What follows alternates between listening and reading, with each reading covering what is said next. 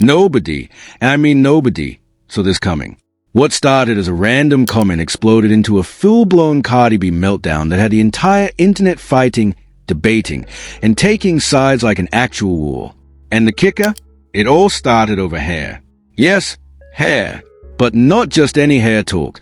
We're talking identity, pride, insecurity, and way more depth than anyone expected when they first scrolled into that comment section. Because here's the tea. Cardi B was just sharing her hair journey, posting clips, showing growth, celebrating progress, being open in a way fans aren't used to. Authentic, raw, personal. And then a comment appeared. One comment, and boom, everything flipped. At first, it seemed minor, just a troll seeking attention. But nope, that comment hit a nerve, a deep one. Within minutes, Cardi B didn't just scroll past. She fired back, and calmly, forget it, she erupted. A reaction so unfiltered, so emotional, so live you can't believe it, that people watching couldn't even process it.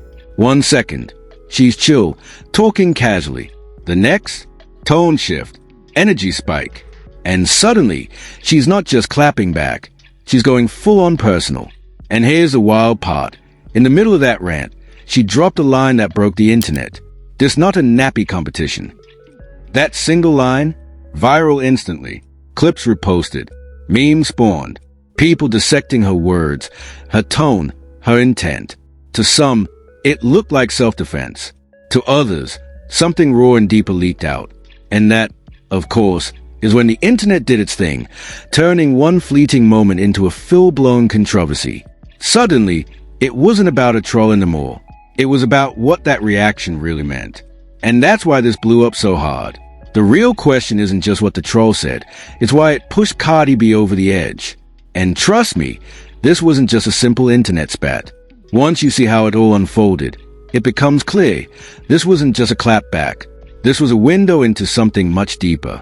To understand why Cardi B reacted the way she did, you have to look beyond the viral moment and see the history behind it.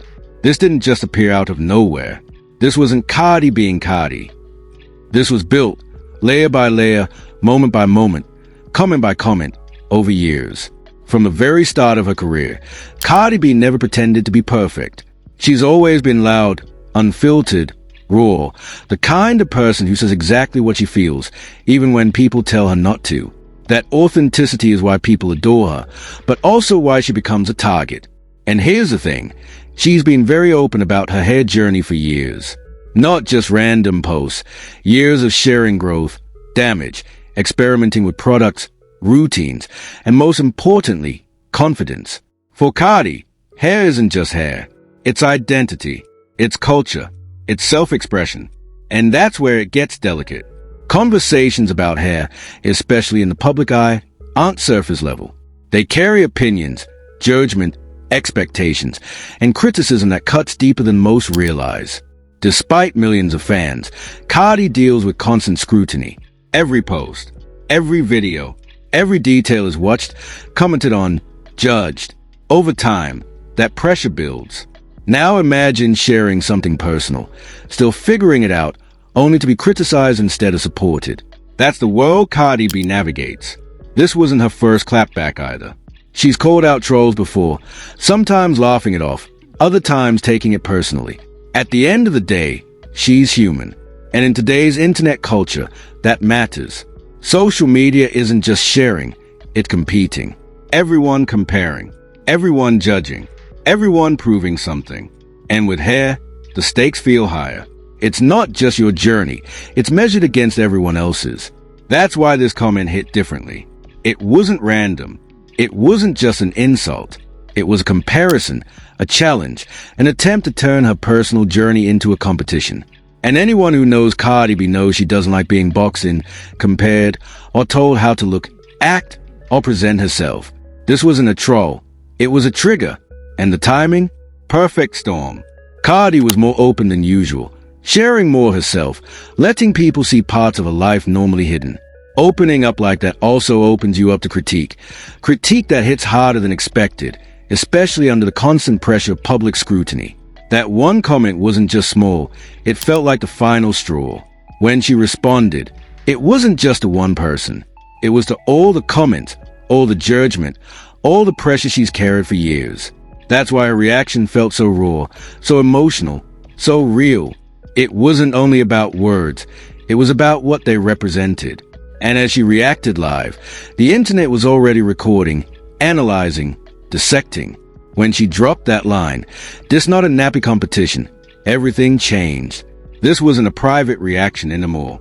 It was public, viral, a moment people would interpret, debate, and dissect from every angle. And just like that, everything changed. Because suddenly, people weren't just seeing the viral meltdown. They were seeing a different side.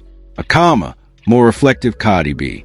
Not the angry, reactive version that had dominated feeds, but someone trying to explain herself, trying to give context. And in this clip, she said things that made people pause. "I'd be sharing my journey," she explained, "because I'm proud of it, not to be compared to nobody." And then she looked directly at the camera and added, "I'm human too. That stuff get to me." That line hit differently, because finally, the audience saw the person behind the viral moment. Someone frustrated, overwhelmed, human, not just a headline or a meme. And that shifted the conversation again. Critics softened. Fans felt validated. People began discussing context, not just a clip. And suddenly, what had started as chaos became something more nuanced. The internet was still buzzing, still debating, but now there was a chance of understanding. The story wasn't just about a clapback anymore. It was about identity, vulnerability, and the pressures of being public under a microscope. And that's when it hit home. This moment wasn't just Cardi B. It was a reflection of a larger conversation about culture, comparison, and what it means to be human online. The viral line sparked outrage, but the real story? That came from her words afterward. And now, even with millions watching, the message was clear. This wasn't just a fight. It was a statement. Way too perfect. Words matter. Don't say something and then blame people for reacting to it. And just like that, the divide got even deeper. Because now it wasn't just fans arguing. It was people in the industry choosing sides. And that made the conversation feel way more serious. Because now it's not just entertainment. It's influence. Now here's where things get even more intense. Because one well-known media personality dropped a comment that changed the entire tone. This whole situation shows how fast context can get lost. And how dangerous that is for public figures. Now that line shifted the conversation again. Because now people weren't just debating Cardi. They were debating the system of social media itself. How clips get edited, how narratives get shaped, how one sentence can overshadow everything else that was said. And suddenly, this moment became bigger than Cardi B. It became about everybody. Because if it can happen to her, it can happen to anyone. Now here's where things really start to spiral. Because TikTok detectives and Twitter threads started breaking everything down. Comparing the short clip versus the full clip. Highlighting what was cut out. Showing the moment before and after that viral line. And some of those breakdowns went viral. Millions of views. People saying, "Wait, she actually explained it right after." They really clipped out the context. This is why you can't trust short clips.